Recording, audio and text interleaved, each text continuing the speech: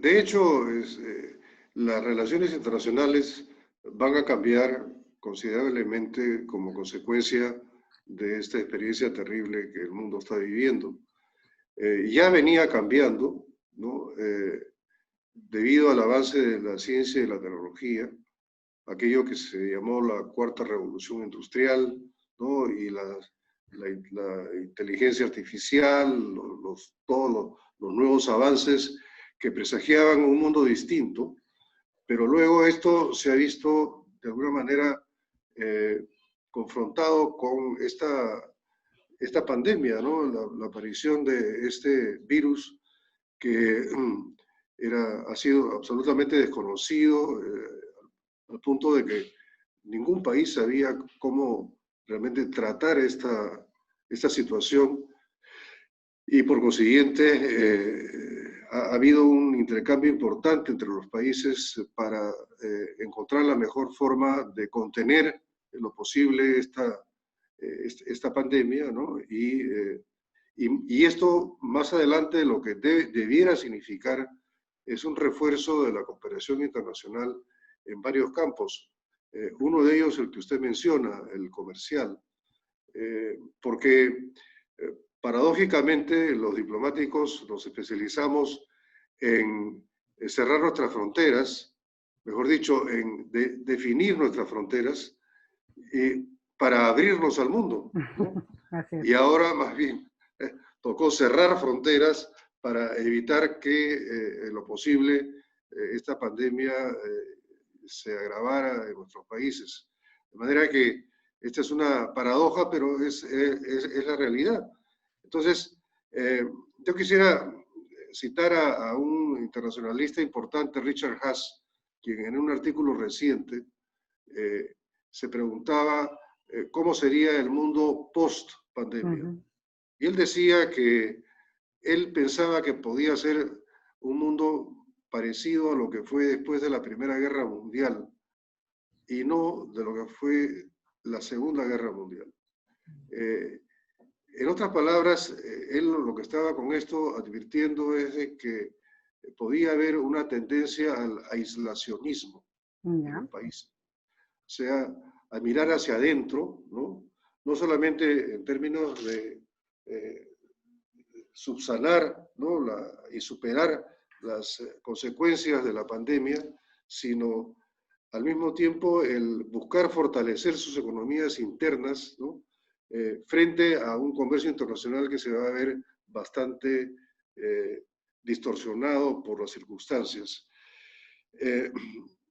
Y al mismo tiempo también él presagia un debilitamiento del multilateralismo, es decir, de los organismos internacionales, que son los ámbitos en los cuales los países cooperan, aparte del bilateral, naturalmente, ¿no?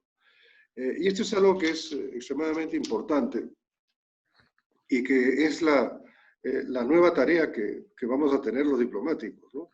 Porque obviamente para un país como el Perú, el multilateralismo es extremadamente importante, ¿no? Por supuesto.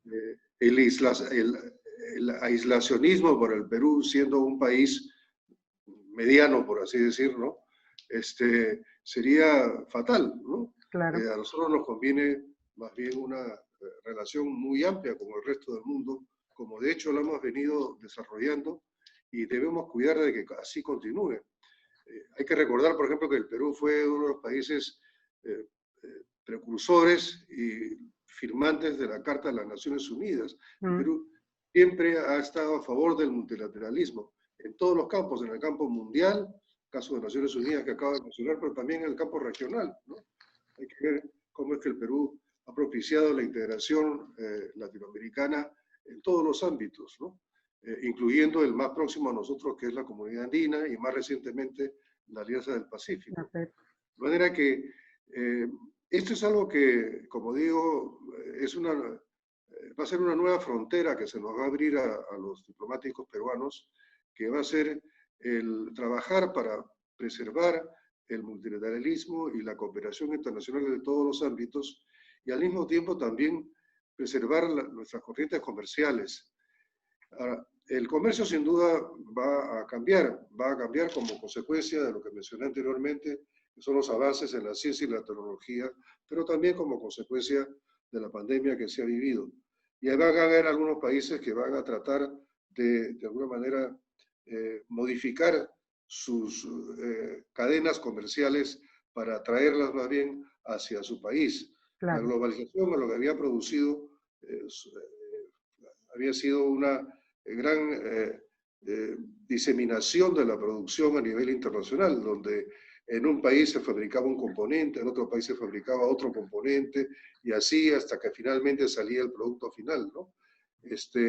Ahora hay, digamos, cierta tendencia o cierta preocupación de que eso pueda cambiar y ese aislacionismo pueda significar más bien el cortar esas cadenas comerciales y más bien procurar traer la producción hacia el país respectivo. Y eso lo podrán hacer los países con economías muy grandes, pero no lo podrá hacer el Perú. Entonces el Perú siempre tendrá que seguir apostando, ¿no?, al multilateralismo, ¿no?, y al mismo tiempo, en el caso regional, a la integración. Y más bien aprovechar esto como una oportunidad para reevaluar la integración regional, eh, propiciando cadenas comerciales, ¿no?, cadenas productivas a nivel de los países latinoamericanos para estar en condiciones de competir más eficientemente en el mundo, ¿no? Y luego un ámbito que para el Perú es privilegiado, que es el ámbito del Asia-Pacífico, Claro. que es extremadamente importante, ¿no?, donde también el Perú tiene que seguir trabajando muy estrechamente, así como sus relaciones con Europa, que son relaciones tradicionales, pero siempre frescas, ¿no? Y de hecho, de hace pocos años tenemos un convenio con la Unión Europea muy importante, que es un convenio de libre comercio, pero también es un convenio de cooperación política y económica. De manera pues que se viene un mundo nuevo por avance de la ciencia y tecnología y por consecuencia de la pandemia, pero debemos apostar siempre por el multilateralismo, por la apertura hacia el mundo, y en eso la diplomacia estará en la primera línea.